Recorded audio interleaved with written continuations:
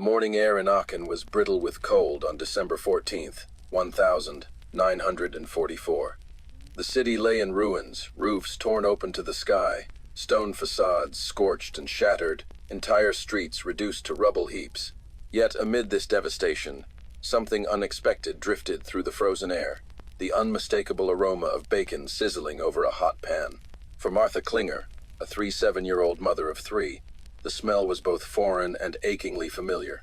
It awakened memories of peacetime breakfasts, of her husband Friedrich reading the newspaper while the children squabbled over the last slice of bread.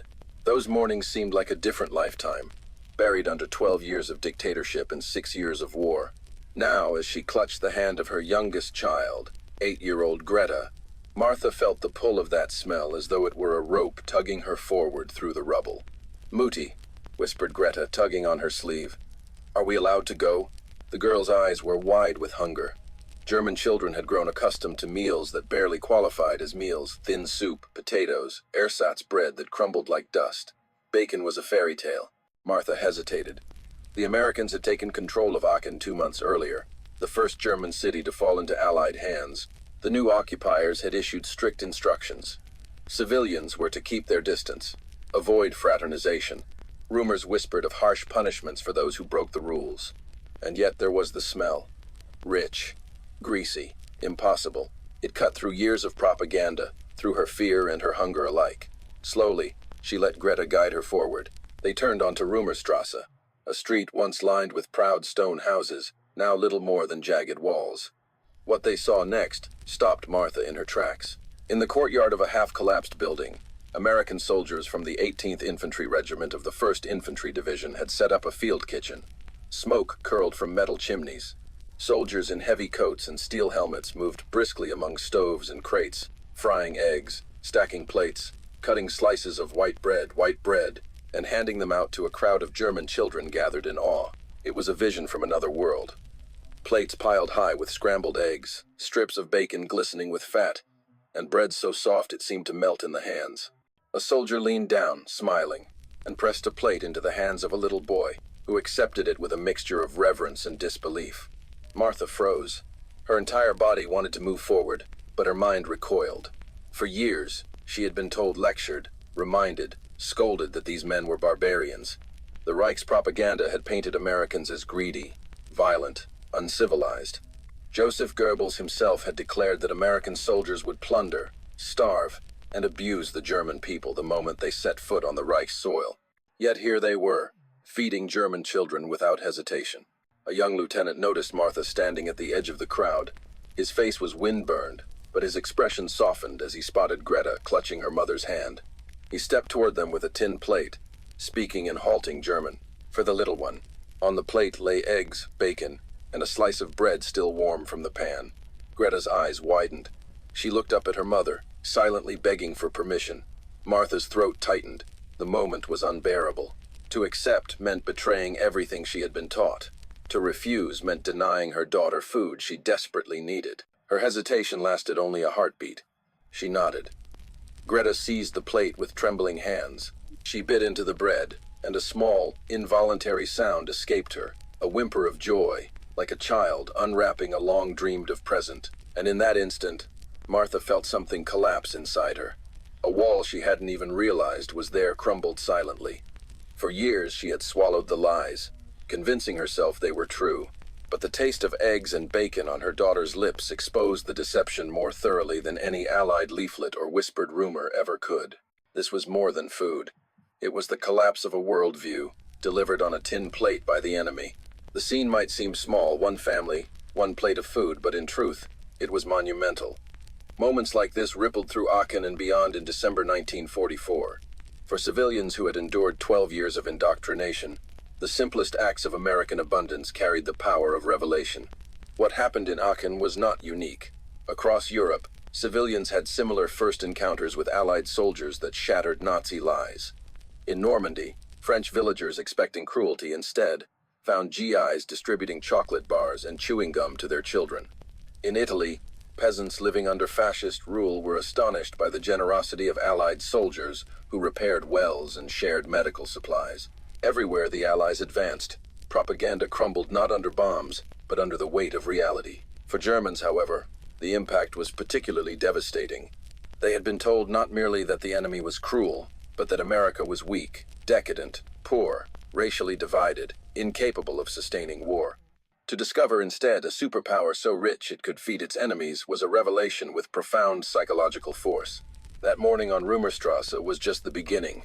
Martha would soon learn that the food was only the first glimpse of a larger truth. That America's strength lay not only in its soldiers, but in its factories, its supply lines, and its ability to deliver abundance across an ocean. But in that frozen December air, as the smell of bacon clung to her clothes and Greta devoured her first real meal in years, Martha understood only this. The world she thought she knew was gone, and though the war still raged, the outcome, at least for her, was already written. When Martha and Greta stood before the American field kitchen in Aachen, they were not merely confronting a plate of food. They were confronting the collapse of an entire system of belief, one built deliberately, carefully, and relentlessly over more than a decade. To understand why a strip of bacon and a slice of white bread could strike with such force, we must first step back into the world the Nazis created inside Germany. A world woven from lies, the machinery of deception.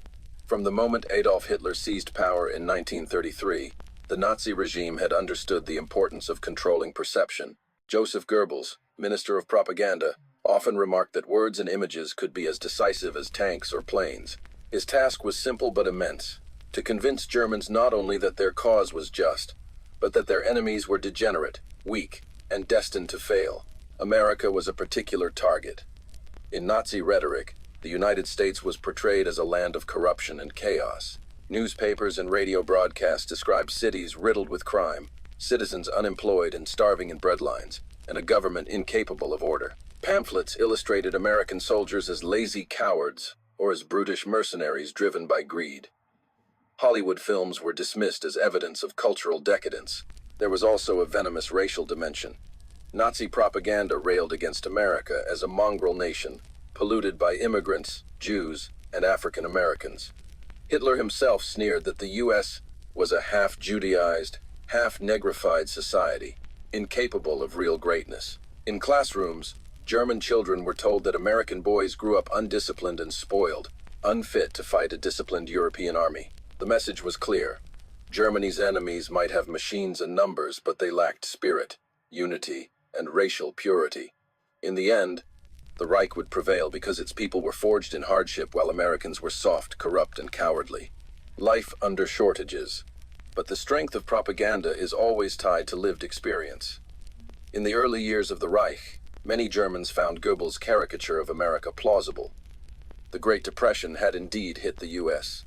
hard, and stories of breadlines and shantytowns had reached Europe. Germans, meanwhile, saw unemployment in their own country fall dramatically under Hitler's rule, though largely because of rearmament and forced labor programs. By 1944, however, the situation in Germany had deteriorated beyond recognition. Years of Allied bombing had shredded supply chains. Farmers struggled to deliver food. Coal shortages left kitchens cold. Everyday meals were bleak. Bread was stretched with fillers like sawdust or ground acorns. Meat was a rare luxury, replaced by thin slices of horse or whatever scraps could be found. Coffee no longer existed. Citizens drank a bitter brew of roasted barley or chicory. Soap was scarce, clothing wore thin, and shoes were patched until they fell apart. The Nazi regime insisted that these hardships were shared equally, that sacrifice was proof of unity. Posters declared, "Hunger for victory, not for yourself." But civilians noticed that party officials and officers ate better, lived warmer, and traveled in comfort. Discontent simmered, but voicing it aloud could bring arrest by the Gestapo. Children like Greta grew up not knowing what real abundance looked like. They learned instead to scavenge, to scrape jam jars with fingers, to nibble on stale crusts and be grateful. Their teachers told them America was poorer still, and since they had never seen otherwise, many believed it. The double bind of belief. By late 1944, the contradictions were becoming impossible to ignore. The Reich claimed that America was weak, yet it had crossed the Atlantic with armies and tanks. It insisted that Germany would never be bombed, yet cities like Hamburg, Cologne, and Dresden were smoking ruins.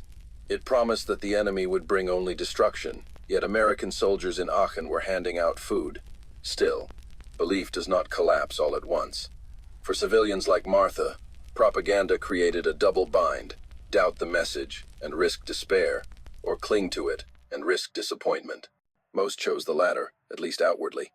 To lose faith in the Reich meant facing the unbearable, that their sacrifices, their losses, their dead husbands and sons had been for nothing. This explains the emotional force of the field kitchen encounter. When propaganda is woven into the fabric of daily life, the simplest contradiction can strike like a hammer. The smell of bacon did not merely evoke hunger, it called into question 12 years of indoctrination. Comparisons abroad. The collapse of propaganda through direct encounter was not unique to Germany. In occupied France, villagers had been told by Vichy officials that the Anglo-Americans were arrogant and selfish. Yet when Allied troops landed in Normandy, they handed out chocolate, chewing gum, and cigarettes. Italian civilians under Mussolini were taught to expect cruelty from the British, only to be astonished when Allied engineers rebuilt roads and repaired wells. But in Germany, the shock was sharper. For years, Germans had been not merely told that their enemies were corrupt, they had been assured of their own superiority.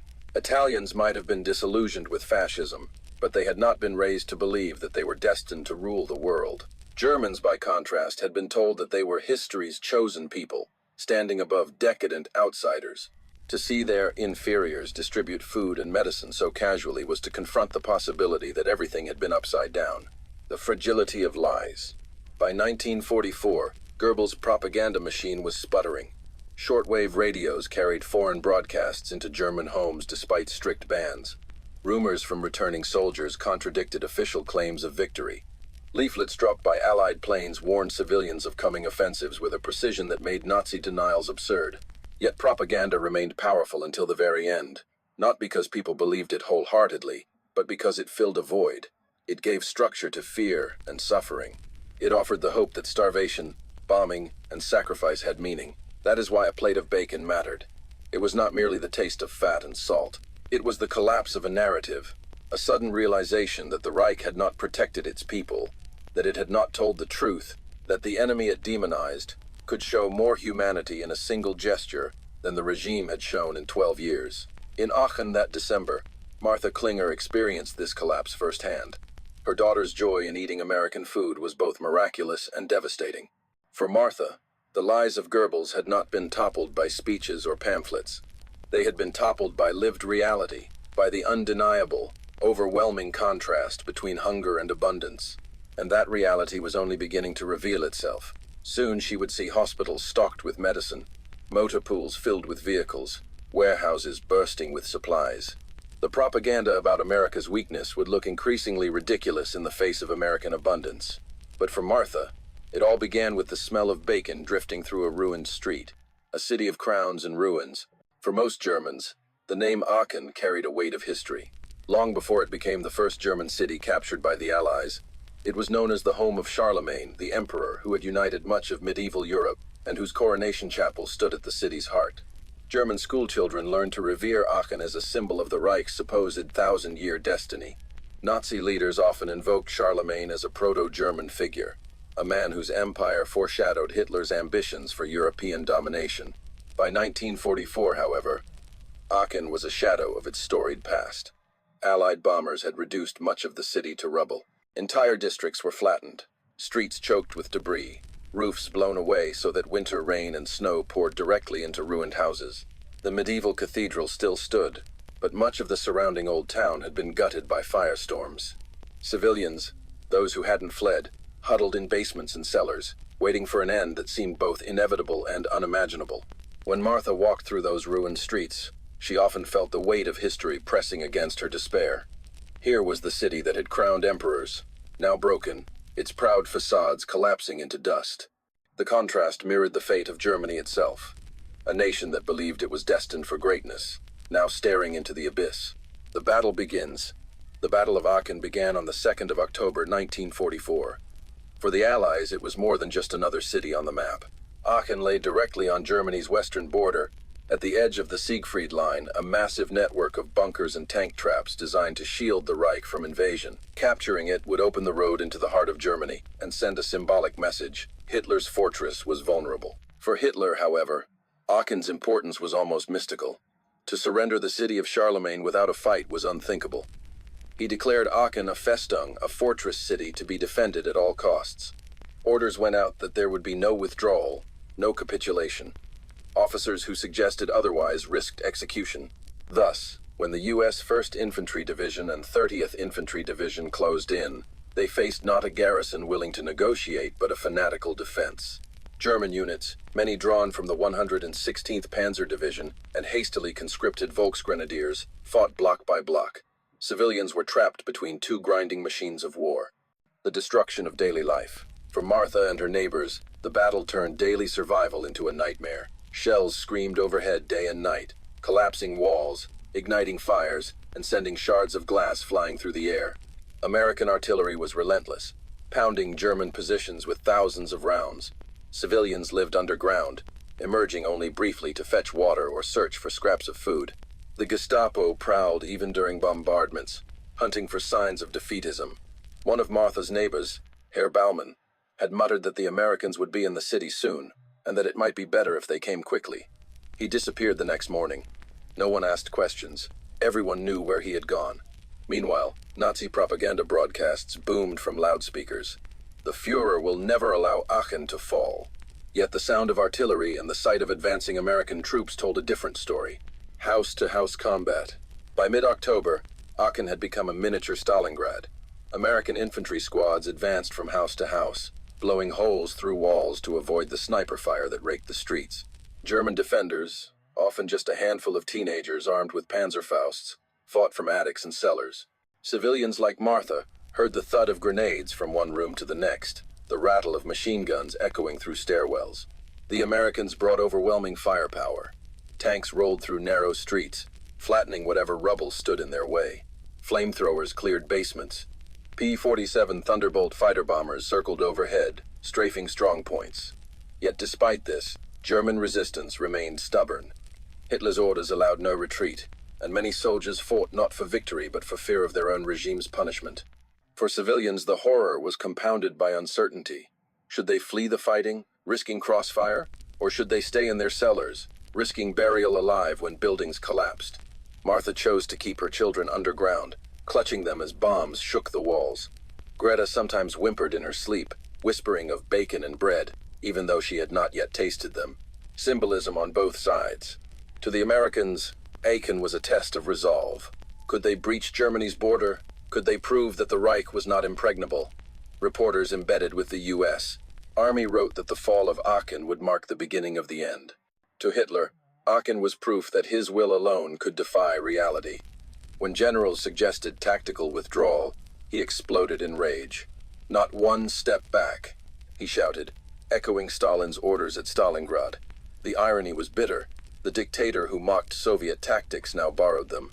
For civilians, neither symbolism mattered. All that mattered was survival. Yet they could not escape the weight of what was unfolding around them. As one elderly resident later recalled, "We knew Aachen was not just another city. If it could fall, then all of Germany could fall. The end of the fortress." After 3 weeks of ferocious combat, the defenders of Aachen were exhausted. Ammunition ran low, food was gone, morale was shattered. American forces encircled the city, cutting off any hope of relief. On the 21st of October 1944, Colonel Gerhard Wilk, the German commander, finally surrendered. Aachen became the first major German city to fall to the Allies. For the Reich, the surrender was a humiliation. Goebbels' propaganda machine tried to downplay the loss, insisting that Aachen had been of no military importance. But everyone knew better. The myth of invulnerability, the idea that German soil itself was untouchable, was broken. For the Allies, Aachen was both victory and warning. They had captured the city, but at enormous cost, nearly 7,000 American casualties. If one medium-sized city required such blood, what would it take to conquer the rest of Germany? For civilians like Martha, Aachen's fall was neither victory nor defeat. It was the collapse of their world. Their homes were destroyed, their leaders discredited, their future uncertain. And yet, paradoxically, it was also a beginning, the first step toward contact with a reality beyond propaganda, a reality embodied by the Americans who now occupied their shattered city, a city caught between worlds. In the weeks after the surrender, Aachen existed in limbo. The front line still raged only a few miles away, as the Ardennes prepared to erupt in the Battle of the Bulge. But within the city itself, a fragile order took root under American occupation. Soldiers patrolled streets, field kitchens were set up, hospitals reopened with Allied supplies. It was in this fragile, ruined environment that Martha and Greta would encounter the smell of bacon drifting through the air. That moment was made possible by what had come before. The fanatic defense, the bombardment, the collapse of the fortress. Aachen had been caught between two worlds, the old Reich that refused to let go, and the new order pressing in from the west. The city's fall was not merely military. It was symbolic, psychological, and deeply personal. For centuries, Aachen had crowned emperors. In 1944, it crowned defeat. And in the ashes of that defeat, ordinary Germans like Martha would begin to discover truths their leaders had hidden from them, the truth of America's strength, of propaganda's fragility, and of a future that would no longer belong to the Reich. Hunger and hesitation. By December 1944, Aachen's streets were quiet, but the silence was deceptive. The city was scarred by rubble, still within earshot of artillery to the east, still haunted by the memory of October's fighting. For civilians like Martha Klinger and her daughter Greta, survival had narrowed to the basics: warmth, water, and food. Of these, food was the most precarious. The official rations, if they arrived at all, were pitiful. Thin bread loaves bulked out with ground turnips, watery cabbage soup, perhaps a potato or two if one was lucky. Families bartered desperately with neighbors, trading scraps of coal for crusts of bread or a few cigarettes for a handful of flour. Malnutrition was no longer a possibility but a certainty. That was the context in which the smell of bacon had drifted across Rumerstrasse. It was hunger, not curiosity, that led Greta forward, tugging at her mother's hand. Yet what they found was far more than food. The American field kitchen.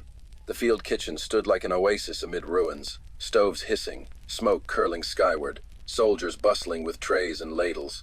It was not simply the sight of bacon and eggs that stunned the Germans who approached, but the abundance of it. Stacks of loaves, boxes of canned goods, pans sizzling with more food than most families had seen in months. The Americans prepared these meals for themselves, but the surplus seemed inexhaustible.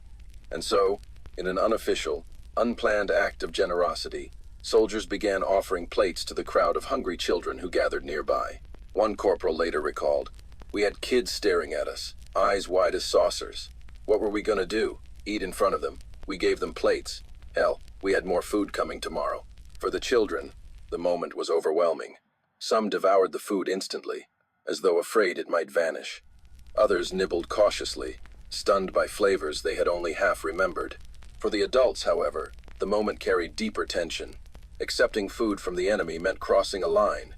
Nazi propaganda had thundered for years that Americans were beasts, selfish, cruel, intent on humiliating Germans. To accept bacon from their hands was to admit that Goebbels had lied. Food as revelation. Historians often describe military supply chains in terms of tonnage. So many thousands of tons of rations, fuel, and ammunition delivered per day. But for civilians like Martha, the meaning was measured in single bites. The taste of real white bread, soft and warm, the salt of bacon fat, the richness of eggs. These were not luxuries, they were revelations. They demonstrated, in the most intimate way, that the Reich had been lying.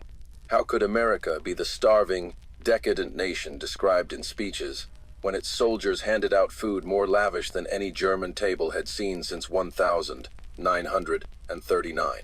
Food became a weapon of psychological warfare, not by design, but by contrast. The Americans did not need to argue or persuade. They simply ate and shared, and in doing so revealed truths more devastating than any leaflet. Werner's crisis. The impact was especially acute on the young.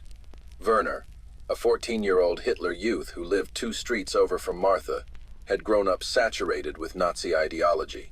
He had sworn oaths to Hitler, practiced drilling with wooden rifles, and memorized lines about the cowardice of Americans. When Werner first saw the field kitchen, he was torn between scorn and hunger. His leaders had warned him that American food was poison, meant to weaken Germans. Yet the sight of his classmates wolfing down bacon and bread gnawed at his certainty. Finally, curiosity won. He accepted a plate, stared at it for a moment, then ate. Years later, he recalled, "I expected to feel sick. Instead, I felt stronger than I had in months." That was the moment I realized the party had lied. For children like Werner, the encounter was not just about food, it was about betrayal. They had been taught that the Führer cared for them, that the Reich would never let them starve. Now they saw strangers, enemies, feeding them more generously than their own leaders. Food as power. The symbolism extended beyond individual meals. Food revealed the power of production behind the Allied armies.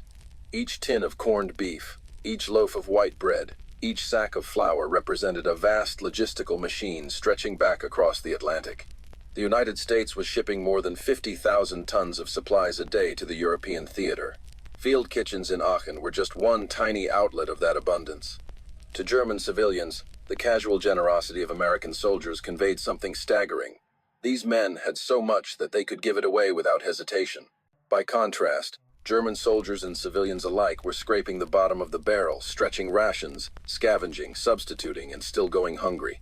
The Reich's promise of strength through sacrifice collapsed in the face of American plenty. A comparison of occupations. This dynamic was not unique to Aachen. In Normandy, French civilians remembered their first encounters with American chocolate and chewing gum. In Naples, Italian children swarmed Allied trucks in search of biscuits and candy. But in those places, the Axis powers had already collapsed. In Aachen, the contrast was sharper. The Reich was still very much alive, its propaganda still blaring from radios and loudspeakers. Yet here was reality intruding in the form of scrambled eggs and bacon fat. The battle between ideology and lived experience played out not in speeches, but in kitchens and stomachs. Food as a first step. For Martha, accepting food from the Americans was a decision heavy with risk. She knew neighbors who muttered that such gestures were tricks, designed to lure civilians into collaboration. Others whispered that it was a humiliation to accept handouts from the enemy. Yet as she watched Greta eat, she understood that survival mattered more than pride. The act of eating was itself an act of resistance, not against the Americans, but against the lies that had starved her family for years. The meal did not instantly transform her into a supporter of the Allies. Distrust lingered, fear remained, but it cracked the wall. It opened the possibility that the world was not as the Reich had claimed. And once opened, that possibility could not be shut again. The larger pattern. Food remained central in the weeks that followed. American soldiers continued to share rations, sometimes officially through relief efforts, sometimes unofficially out of simple humanity. Field kitchens became gathering points where civilians could glimpse not only nourishment, but another way of life, one where abundance was possible, where children laughed with full mouths, where hunger was not destiny. In hindsight, historians see this as a small piece of the broader Allied strategy of winning hearts and minds. But for civilians in Aachen, it was immediate and visceral. The Reich's promises had been empty. The Americans' plates were full. Conclusion: a weapon stronger than guns. When military theorists analyze victory in 1945, they often point to tanks, aircraft, and artillery.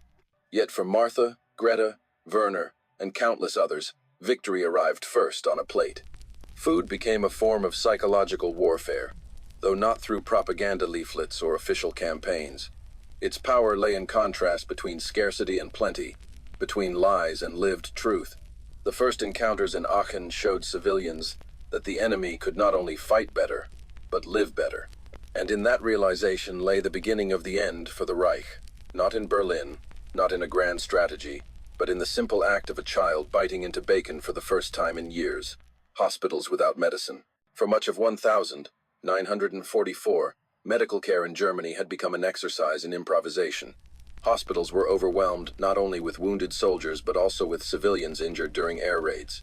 Supplies were scarce, doctors overworked, and even the most basic necessities, bandages, antiseptics, morphine, were rationed to the point of absurdity. Martha had seen this firsthand. Her middle son, Karl, had broken his arm in September when a wall collapsed during a bombing raid. At the city hospital, the doctor had shaken his head apologetically. There was no plaster left for casts, no morphine for pain relief. Karl's arm was wrapped in rough bandages, his pain dulled only by diluted aspirin. The bone healed poorly, leaving him with a permanent stiffness. By contrast, the American field hospital established in Aachen after October 1944 seemed to Martha like something out of a dream.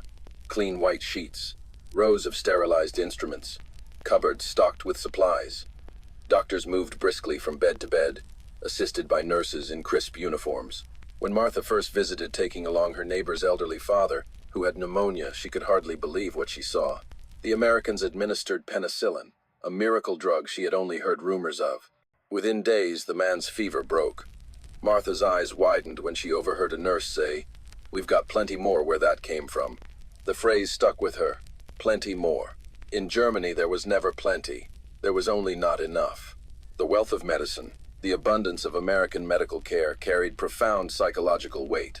It demonstrated not only compassion, but also capacity. A nation that could produce enough penicillin to treat enemy civilians was not a nation on the brink of collapse. Werner, the Hitler youth boy who had once drilled with wooden rifles, visited the hospital after gashing his leg while scavenging rubble. He had expected crude stitches without anesthesia. Instead, he was cleaned, numbed, and bandaged with fresh gauze. The American doctor even gave him a piece of candy before sending him home. That night, Werner stared at the bandage on his leg and realized something he had never dared admit aloud. The Reich had promised to care for him, yet it was the enemy who had done so. Motor pools like factories. If American hospitals shocked civilians with their medical abundance, American motor pools overwhelmed them with mechanical power. Werner was particularly struck by his first glimpse of the motor depot near Aachen's train station. He had grown up in a world where a single automobile was a rare sight. By 1944, German soldiers were lucky to receive a single truck for an entire company. Vehicles were endlessly repaired, patched with scavenged parts, sometimes pulled by horses when fuel ran dry. The American motor pool was another universe. Hundreds of jeeps, trucks, and half-tracks stood in neat rows, engines idling, ready to roll. Mechanics moved swiftly from vehicle to vehicle, replacing parts as if the machines were toys. What stunned Werner most was the attitude toward equipment. When a jeep's transmission jammed, he expected to see mechanics work for days to salvage it. Instead, the Americans wheeled it aside, brought in another jeep, and kept moving. "We'll fix it later," a sergeant shrugged. To Werner, it looked like waste. To the Americans, it was efficiency. Years later, he admitted, "That was when I understood. We fought with scraps. They fought with abundance. We could never win." Mountains of supplies. Behind the kitchens, hospitals, and motor pools lay the true engine of American power. Supplies. Civilians who wandered near U.S. depots described the sight as almost surreal. Warehouses crammed with crates of canned food, stacks of blankets, mountains of boots, rows of rifles and helmets. Soldiers casually tossed candy bars to children from boxes that seemed bottomless. Martha saw one of these warehouses when she was recruited as an interpreter by an American officer. Walking past rows of crates stamped U.S. Army, Quartermaster Corps, she felt dizzy. Each crate seemed larger than her weekly ration. The Americans had so much that they could lose a shipment without consequence. By contrast, German civilians were reduced to hoarding potato peels. Soldiers at the front scrounged for ammunition. Hospitals begged for bandages. The disparity was overwhelming, and it spoke louder than any speech. Logistics as a weapon. Historians later described this contrast in terms of logistics. The United States had mastered the art of moving mountains across oceans, an accomplishment so staggering that it reshaped warfare. From the Red Ball Express trucking convoys in France to Liberty ships crossing the Atlantic, American supply chains dwarfed anything the Reich could muster. But for civilians in Aachen, this wasn't about logistics. It was about survival. The abundance of supplies meant their children could eat, their wounds could heal, their streets could be cleared. It meant the Americans were not just conquerors, but providers. The psychological shock, the cumulative effect of these encounters, medicine, vehicles, supplies, was devastating to Nazi propaganda. Goebbels had promised that America was weak, poor, incapable of sustaining war. Yet in Aachen, civilians saw the opposite with their own eyes. A nation so rich it could treat enemies better than the Reich treated its own citizens. The shock was not immediate acceptance. Suspicion lingered. Some muttered that the food was poisoned, that the medicine came with hidden costs, that the Americans were only generous because victory made them arrogant. But those voices grew fainter as the evidence mounted. Werner, once a fervent Hitler youth, put it simply, "They had everything, we had nothing." The lies fell apart. A comparison with the Soviets. The contrast became sharper still when rumors spread of how civilians were treated on the Eastern Front. German refugees fleeing west spoke in hushed tones about Soviet troops, looting, forced labor, mass violence. Whether every story was true or not, they painted a stark picture. Against this backdrop, American abundance seemed almost merciful. To receive food instead of theft, medicine instead of brutality, abundance instead of scarcity, it was more than generosity. It was liberation, even if few Germans would have used that word at the time. from despair to cooperation. By January 1945, many civilians in Aachen had begun to cooperate with American forces, not out of ideology, but out of pragmatism. The Reich was collapsing, and survival depended on the occupiers. Women volunteered as interpreters, men cleared rubble under U.S. supervision, children carried messages for soldiers. Martha, with her knowledge of English from school, found herself working as a translator in the American hospital. It was there she saw crates of medicine opened, saw soldiers treated for wounds with drugs her own son had never received. Each day at work eroded another layer of propaganda. Conclusion: the weight of abundance. For Martha, Werner, and countless others, the realization came slowly but inexorably. Germany had been fighting an unwinnable war. Not because its soldiers lacked courage, but because its enemies possessed abundance on a scale beyond comprehension. A jeep abandoned and replaced, a warehouse stacked with boots, a vial of penicillin, each small detail carried the weight of empire. The Americans did not need to argue that the Reich's lies were false. They proved it with every plate of food, every bandage, every truck that rumbled through Aachen's ruined streets. In the end, it was not ideology that broke the German spirit. It was logistics. The Reich had promised glory through sacrifice, but the Americans showed victory through supply. And in that contrast, the future was already decided. A city in shadow. By December 1944, Aachen was a broken city. The first German city to fall to the Allies, it had endured weeks of shelling and house-to-house fighting in October. Winter deepened the misery. The ruins offered little shelter from snow and wind. Coal was scarce, bread scarcer still. Families like Martha Klinger's huddled in cold basements, their breath visible in the gloom, their children coughing in the damp. Yet amid the rubble and despair, another reality intruded, brought not by sermons or speeches, but by celebration. The Americans prepared for Christmas. The arrival of decorations. It began subtly. Soldiers strung up small electric lights where generators allowed. Pine boughs appeared, scavenged from nearby forests, tied above barracks, doors, or nailed onto posts. German children, curious, crept closer to watch. The soldiers did not chase them away. Then came the trees. Truckloads of fir trees arrived at American depots. Soon every corner of the occupation seemed to sprout with green. Trees standing proudly in hospitals, in mess halls, even in motor pools. They were decorated not with fragile glass ornaments too breakable for war, but with tin foil, candy wrappers, and sometimes even empty ration tins polished to a shine. To the starving civilians, the sight was bewildering. Even in the darkest year of the Reich, Germans had tried to keep Christmas traditions alive, but their trees were bare, their tables empty.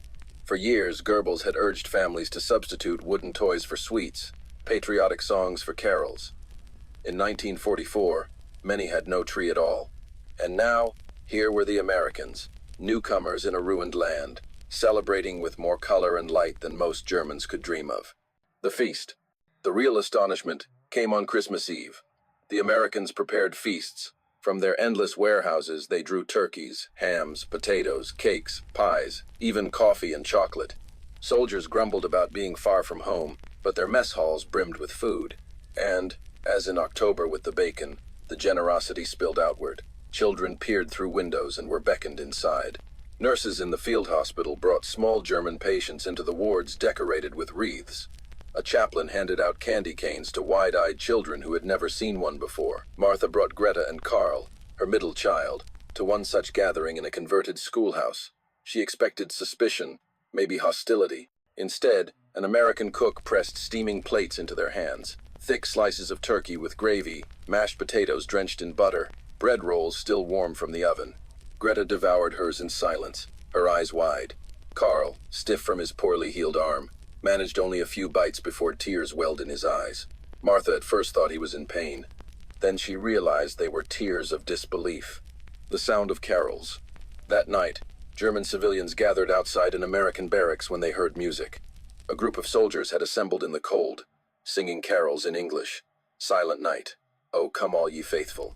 Their voices carried softly over the ruins. The irony was not lost on the Germans. Still Nacht had been composed in Austria. It was their song, too. Some began to hum along, then to sing quietly in German. Two languages rose together in the frozen air, blending into one. For a few moments, the war seemed far away. Werner, the Hitler youth boy, stood at the edge of the crowd. He had once been taught that the Americans were enemies of culture, incapable of true spirit. Yet here they were, singing with reverence, their voices rich and warm. He felt his chest tighten. The world he had believed in was dissolving. Goebbels' shadow. Meanwhile, German propaganda raged on the radio. Goebbels insisted that the Reich alone carried the true meaning of Christmas, that the Americans were hollow materialists who celebrated only with excess. He urged families to remain steadfast, to embrace sacrifice as proof of faith in victory. But the contrast was impossible to ignore. Families sitting in freezing cellars, gnawing on dry bread, could not help but compare their lot with the smells drifting from American kitchens. Sacrifice might be noble in words, but hunger was brutal in the body. For Martha, the propaganda broadcasts sounded increasingly absurd. "They tell us we are the chosen nation," she whispered to a neighbor. "But it is the enemy who feeds my children." A chaplain's sermon. On Christmas morning, an American chaplain held a short service in a ruined church. Soldiers filled the pews, their rifles propped by the door. But behind them, civilians slipped in as well, hesitant at first, then in greater numbers. The chaplain preached of peace and goodwill, his words translated haltingly by a German-speaking sergeant. Martha listened, clutching Greta's hand. She was struck not by theology, but by tone. It was not triumphal, not vengeful. It was gentle. For a people long used to shrill exhortations and furious denunciations, the quiet dignity of the sermon was disarming. Werner's epiphany. For Werner, the holiday was decisive. He received a small gift from an American soldier, a tin of cocoa powder and a pair of wool socks. The soldier shrugged as if it were nothing. To Werner, it was everything. Socks meant warmth through the winter. Cocoa meant sweetness he had nearly forgotten. That evening, he sat by the remains of a stove with his mother, who mixed the cocoa with thin milk. The taste was almost unbearably rich. Werner thought of the speeches he had memorized, the oaths he had sworn. None of it matched the reality in his cup. Years later, he would say, "I stopped believing that night. Not just in Hitler, in all of it.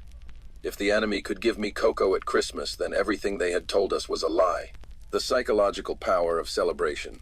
The abundance on display during Christmas 1944 was more than comfort for soldiers far from home. It was psychological warfare by reality. The Americans never announced their generosity as propaganda. They did not need to.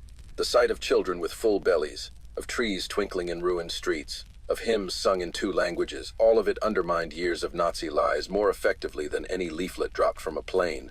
Food filled stomachs, medicine healed wounds, but Christmas filled something deeper, the human need for hope. Conclusion. The cracks widen. For Martha, the holiday was bittersweet. She could not forget Friedrich, her husband, still missing on the Eastern Front. She could not ignore the hunger that would return when the holiday ended. Yet she also could not deny what she had seen. The Reich promised glory but delivered ruin. The Americans, without promises, had delivered life. For Werner, Christmas was the end of his indoctrination. For Greta, it was a memory she would carry into adulthood the year the enemy gave her Christmas back. In Aachen, December 1944 did not bring peace. The Battle of the Bulge raged to the south. The war's worst month still lay ahead. But for one city, in one frozen season, abundance broke through despair.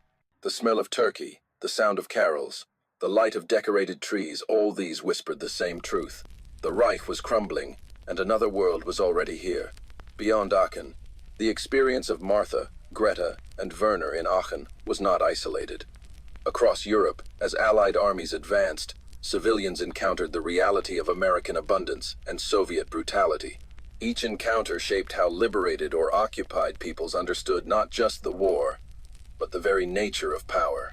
To understand the collapse of Nazi propaganda in Aachen, it is essential to compare it with similar encounters elsewhere.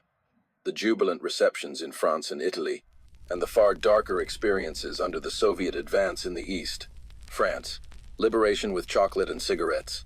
In June 1944, when Allied troops stormed the beaches of Normandy, many French villagers feared the worst.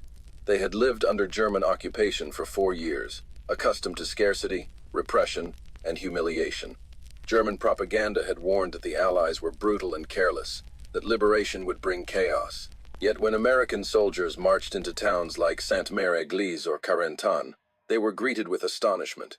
Soldiers handed out chocolate bars, chewing gum, and cigarettes.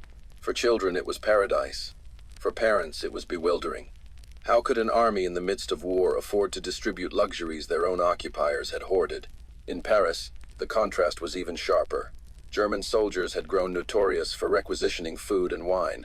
When the city was liberated in August, Americans entered with convoys carrying supplies not just for themselves, but for civilians. Markets reopened, bakeries flourished, and ordinary Parisians began to taste white bread again. The psychological effect was immediate. Collaborationist propaganda collapsed. Even skeptics who had feared Anglo-American occupation admitted that the Allies were not merely conquerors but providers. Italy, bread from the sky. In Italy, the contrast between fascist promises and Allied realities was stark. After the fall of Mussolini in 1943, the country became both battlefield and famine zone. German troops retreating north looted villages, burning crops and seizing livestock. By 1944, much of southern Italy was on the edge of starvation. When Allied forces arrived, they brought something no Italian expected: bread from the sky. Cargo planes dropped not bombs but sacks of flour and crates of canned food. To peasants who had lived on chestnuts and weeds, the arrival of American rations seemed miraculous. Children remembered tasting Spam for the first time, unsure whether it was meat or something else entirely, but certain it was better than hunger. Coffee, chocolate, even powdered eggs became symbols of a new world. Italians also experienced the medical abundance that Germans in Aachen saw later. Hospitals in Naples received shipments of penicillin. Diseases that had once been a death sentence were suddenly treatable. Civilians whispered that the Americans had medicine stronger than God. The Eastern Front, a different occupation. If France and Italy revealed America's abundance, the Soviet advance into Eastern Europe revealed another face of power altogether. By late 1944, the Red Army was pushing west through Poland, East Prussia, and into Germany itself. Civilians in these regions experienced not feasts or gifts, but looting, violence, and fear. Refugees who fled west brought chilling stories. In East Prussia, Soviet soldiers stripped homes bare, carting off furniture, livestock, even doors and windows. Women lived in terror of rape, which was widespread and often systematic. Food was seized, not shared. These stories circulated quickly among Germans in Aachen and beyond. Though filtered by rumor, their effect was powerful. Civilians compared the two occupations. Americans with their chocolate and medical aid, Soviets with their hunger and vengeance. Even those who distrusted the West admitted privately that if one had to be occupied, better by Americans than by Russians. Propaganda collapses under comparison. Goebbels' propaganda machine tried desperately to exploit the contrast. In the final months of 1944, radio broadcasts warned Germans of Soviet atrocities, urging them to fight to the death. At the same time, they mocked the Americans as decadent, corrupted by jazz and chewing gum. But the comparisons backfired. Germans did not need propaganda to tell them what the Soviets were doing. Refugees arriving daily described it in tears, nor did they believe American weakness when their children came home with bellies full of bacon or pockets stuffed with candy. The propaganda collapsed under the weight of lived reality. The Reich's narrative had demanded faith. The Allies' abundance required no belief at all. It could be seen, touched, and tasted. Werner's realization in context. For Werner, the Hitler youth boy of Aachen, the stories from the East reinforced what he had already realized. He remembered his training, when leaders warned him that enemies would show no mercy. And indeed, in the East that prophecy seemed true, but in the West, it had been false. Holding his American-issued wool socks, sipping cocoa at Christmas, Werner knew which world he preferred. He confided to his mother, "If this is the enemy, then I want them to win." Such thoughts were treasonous, but they were also common. Across Germany, civilians began to hope secretly that if defeat was inevitable, it would come at American hands. A tale of two occupations. The comparative experience of Europe in 1944 revealed a profound truth. The character of occupation mattered as much as the outcome of battles. In the West, American abundance softened the trauma of defeat, turning enemies into reluctant admirers. In the East, Soviet brutality deepened fear and resentment, leaving wounds that would shape Europe for decades. In Aachen, Martha often thought of this contrast when she spoke with refugees from the East. She pitied them, but she also felt a quiet relief. Whatever hardships she faced, at least her children were being fed, not terrorized. Conclusion: abundance as strategy. Historians now view this comparative moment as a turning point in Europe's perception of the Allies. In France and Italy, generosity built gratitude. In Germany, it shattered propaganda. On the Eastern Front, brutality sowed terror that endured long after the war. For civilians like Martha and Werner, these differences were not abstract. They were tasted in chocolate, felt in socks, witnessed in hospital wards. And they carried a clear message. Power was not only measured in guns and tanks, but in the ability to provide abundance or to deny it. In the end, Aachen's story was just one chapter in a continent-wide revelation. The Reich had promised destiny, but delivered ruin. The Americans had promised nothing, but delivered plenty. And in that contrast lay the seeds of post-war Europe's future. A city of rumors. By early 1945, Aachen had become a city of whispers. Radios still blared Goebbels' speeches, but few believed them. Instead, news traveled mouth to mouth. Which streets the Americans had cleared of rubble, which families had received flour from the depots, which children had been treated at the hospital with penicillin. Every rumor carried the same theme. The Reich's promises were lies. For Martha, each day added another piece of evidence. She saw warehouses filled with food while her ration cards became meaningless slips of paper. She saw soldiers repairing trucks with brand new parts while Friedrich, her missing husband, had once scavenged wire just to keep a bicycle running. She saw Greta's cheeks filling out again, no longer hollow with hunger. The Reich had claimed to be strong, unbreakable, destined for 1,000 years. Yet in Aachen, it was the enemy who delivered strength, and it was strength in the form of plenty. The final propaganda push. In January 1945, as the Ardennes offensive raged to the south, Nazi propaganda grew shriller. Radio announcers insisted that secret weapons would turn the tide, that the Allies were exhausted, that German victory was still possible. But in Aachen, those words rang hollow. Civilians looked around them and saw American jeeps rolling in endless convoys, saw warehouses refilled as soon as they were emptied, saw children laughing with chocolate smeared on their lips. When one broadcast declared that American soldiers were starving, Martha nearly laughed aloud. She had stood in an American mess hall on Christmas Eve, watching soldiers leave food untouched on their plates because they were too full. Propaganda had once been terrifying, its grip absolute. Now it was absurd. Werner's crisis of loyalty. For Werner, the Hitler youth boy, the collapse of belief was more painful. He had built his identity on loyalty to the Führer. He had sworn oaths, marched in parades, memorized slogans. To admit that it was all a lie felt like betrayal not just of a regime, but of himself. And yet, the evidence mounted. His leg healed under American bandages. His feet stayed warm in American socks. His hunger eased with American food. The Reich, which had promised to care for him, had given him nothing but slogans and starvation. One night, sitting with his mother, he whispered, "Mutti, everything they told us was wrong." She nodded silently. She had no words left for comfort, only the heavy truth they both carried. The power of small acts. The collapse of the lie did not happen through a single event. It was not a speech or a battle. It was the accumulation of small, undeniable acts. A soldier giving a child chewing gum, a nurse dressing a wound with fresh gauze, a mechanic discarding a broken Jeep because another was ready at hand, a warehouse stacked with crates higher than any civilian had ever seen. Each act was simple. Together, they dismantled years of indoctrination. Goebbels had built his empire of lies on control of information. But reality could not be censored forever. The taste of bacon, the smell of coffee, the sight of abundance, all spoke louder than propaganda. Martha's turning point. For Martha, the decisive moment came not in a mess hall but in a hospital. She was translating for an American doctor when a German soldier was carried in, wounded and feverish. She braced herself for coldness, even cruelty. Instead, the doctor treated him with the same care he gave his own men. Later, the soldier whispered to Martha, "I don't understand. They are the enemy. Why do they save us?" She had no answer. But she knew the Reich's narrative was broken. The Americans were not beasts. They were, impossibly, humane. The silence of collapse. By February 1945, the loudspeakers that once blared Nazi slogans were increasingly silent. Radio still carried speeches, but fewer listened. The words no longer matched the reality outside their doors. In their place came a different sound. The rumble of trucks, the clang of crates being unloaded, the laughter of children with full stomachs. Reality itself drowned out propaganda. The psychology of defeat.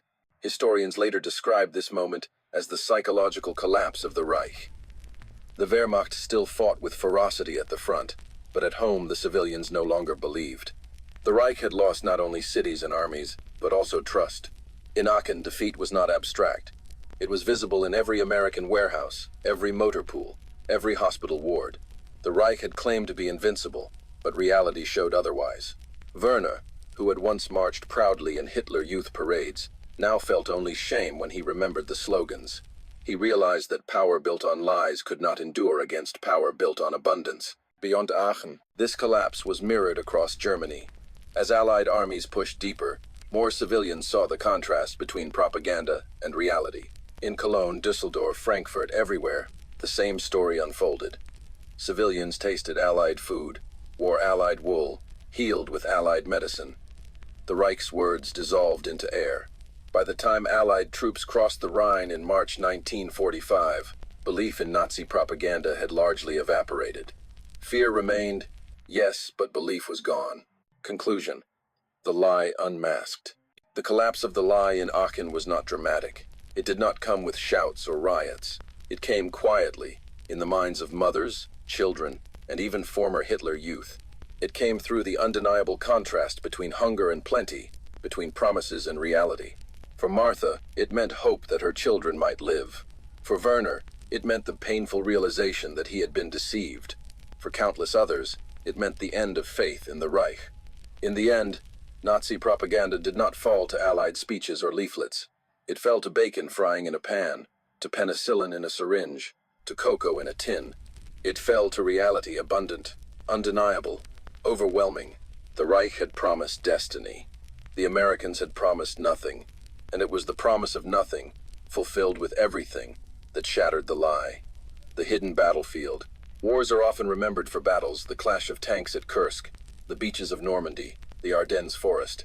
But in Aachen, civilians witnessed another battlefield, one that rarely appears in heroic paintings: the battlefield of logistics. Here, the war was not measured in bullets fired or bombs dropped, but in crates unloaded, in trucks fueled, in meals served. For German civilians like Martha, this was a revelation. They had been taught to admire battlefield glory, to believe in the superiority of German soldiers and strategy. Yet what defeated them was not a single tactical maneuver, but a relentless river of supplies flowing from the other side of the ocean. The mathematics of war. When American officers casually shared production numbers, most Germans could scarcely believe them. 1 bomber every hour, 125,000 planes in a year, tanks rolling off assembly lines like cars.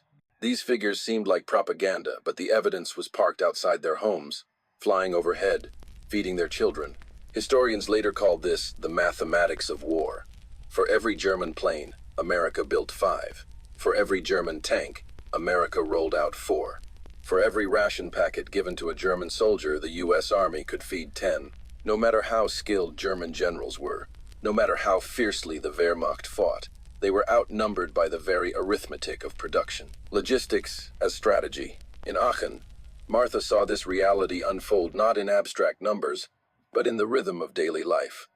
Trucks arrived on time, warehouses never emptied, hospitals never lacked supplies. Even small things carried enormous significance.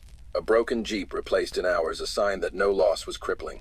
Milk delivered in glass bottles, a reminder of abundance even in war. Turkeys for every soldier at Christmas, a logistical feat that showed confidence, even extravagance. These details were more powerful than any victory parade.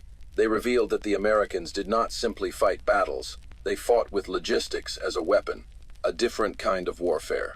German propaganda had emphasized willpower, sacrifice, and discipline. It portrayed Germans as spiritually stronger, capable of withstanding hardship that would break weaker nations. But what Martha saw suggested another truth. The war would not be decided by who could endure the most hunger, but by who could avoid hunger altogether.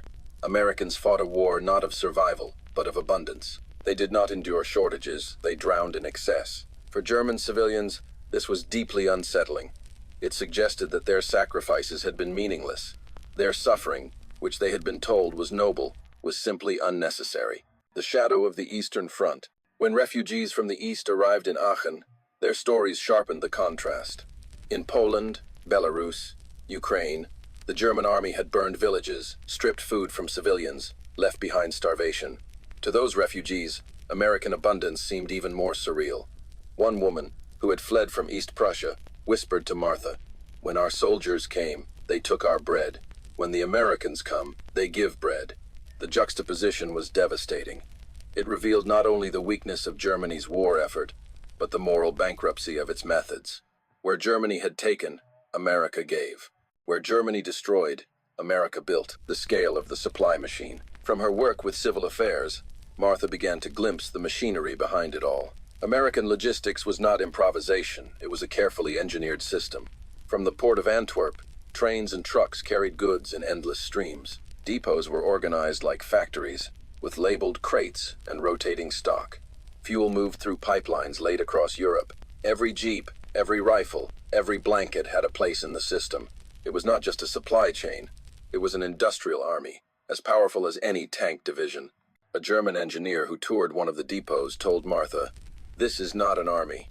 This is a civilization on wheels." The psychological impact. The power of logistics was not only material, it was psychological.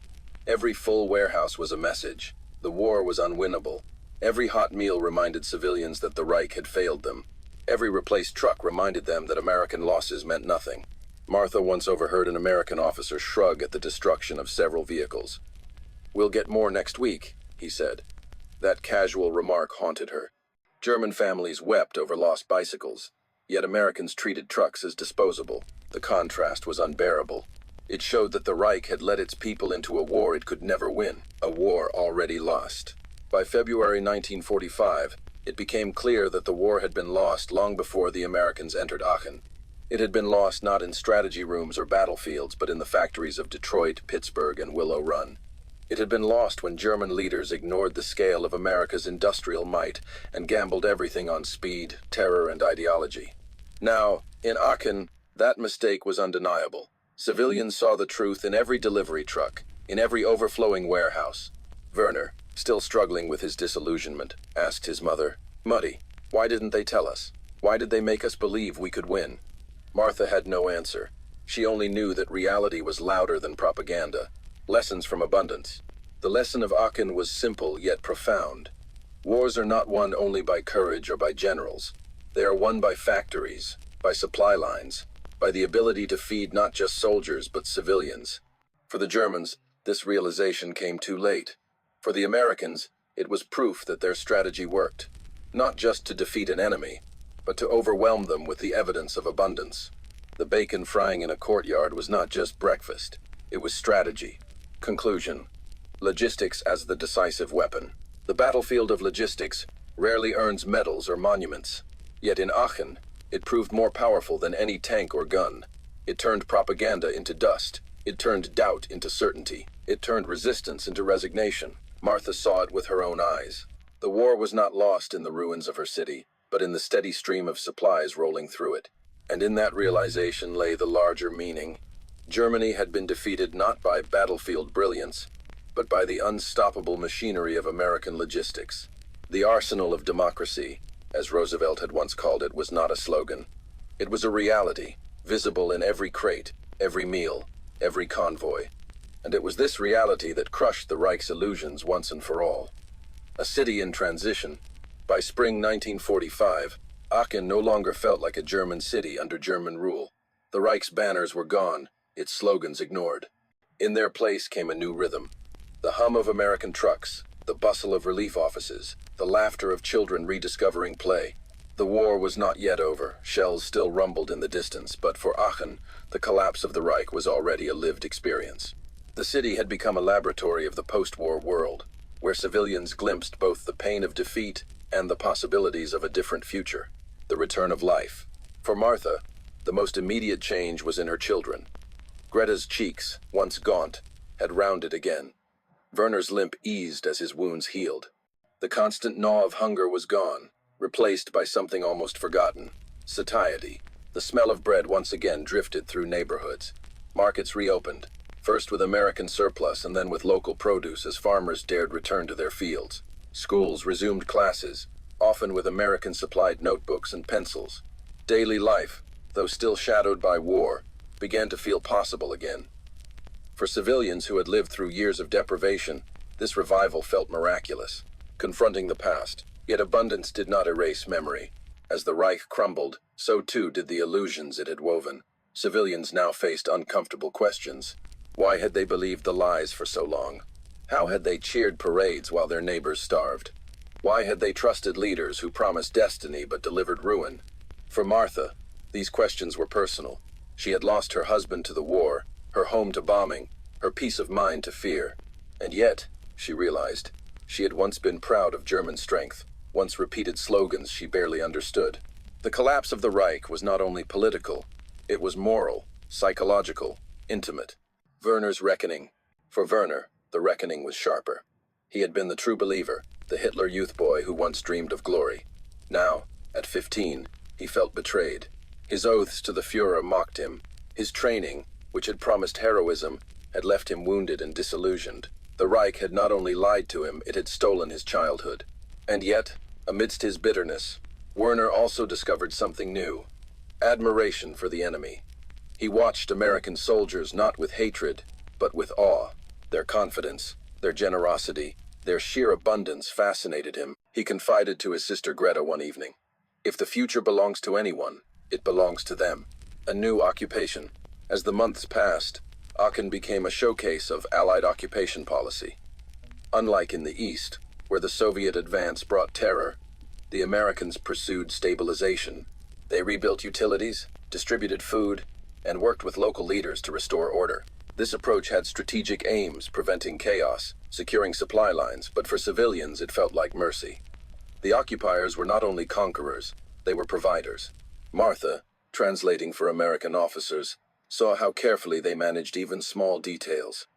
Schools were supplied before theaters. Bread was prioritized over beer, hospitals over churches. It was governance by logistics, practical and unromantic, but profoundly effective. The collapse of belief. By May 1945, when the Reich officially surrendered, most in Aachen had already surrendered in spirit. The collapse of propaganda, the exposure of lies, the abundance of Allied supply, all had prepared them for the inevitable. For many, the end brought not shock but relief. The war that had promised glory had instead brought rubble. Its conclusion, even under foreign flags, felt like release. Martha wept, not when Germany surrendered, but when she first saw Greta skipping in the street without fear of bombs. That, she realized, was victory not the Reich's destiny, but her daughter's survival. Seeds of the future. Historians later pointed to Aachen as an early seed of the post-war West. Here, in the ruins of Germany, civilians first experienced the combination of American power and generosity that would later define the Marshall Plan and NATO. The memory of chocolate, canned meat, wool, socks, and penicillin mattered. These were not luxuries. They were symbols of a system capable of providing abundance even in war. For civilians, they hinted at a future where prosperity was possible again. Werner, who once dreamed of a Nazi future, now dreamed of something else. Perhaps studying engineering in a world where factories built tractors, not tanks. Where supply chains carried food, not bombs. Shadows that remained.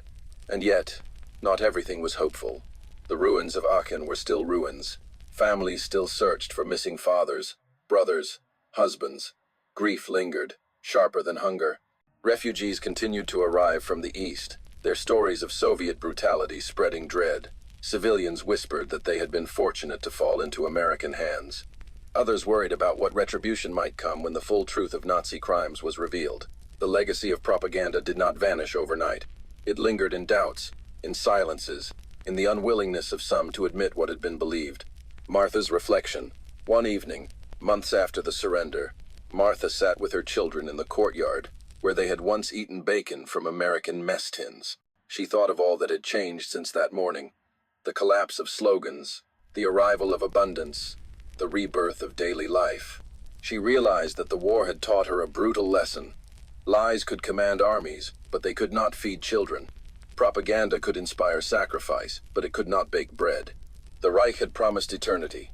The Americans had promised nothing. And yet, it was the nothing that proved real. In every loaf of bread, every sock, every chocolate bar. Conclusion. Aachen's legacy. The story of Aachen is not only the story of a ruined city or a defeated regime, it is the story of how reality, logistics, abundance, survival defeated illusion. For Martha, it meant the survival of her children. For Werner, it meant the painful rebirth of belief in a different future. For historians, it remains a reminder that wars are not won only by battles, but by the ability to sustain life amid destruction.